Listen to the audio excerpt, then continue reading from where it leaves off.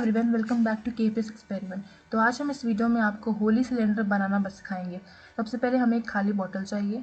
Bottle में से cap को रिमूव करेंगे और उस कैप में सीजर की मदद से हम होल करेंगे। उसके बाद एक पेन लेंगे, पेन में से रिफिल को रिमूव कर देंगे।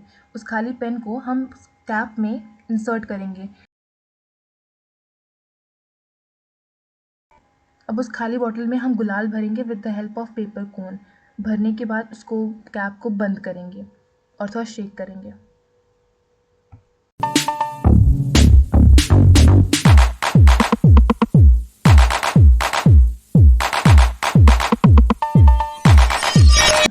ये बनके तैयार हो गया हमारा होली सिलेंडर। रिजल्ट आपके सामने है। अगर आपको ये वीडियो पसंद आए तो please do like, share and subscribe this channel. Thank you for watching.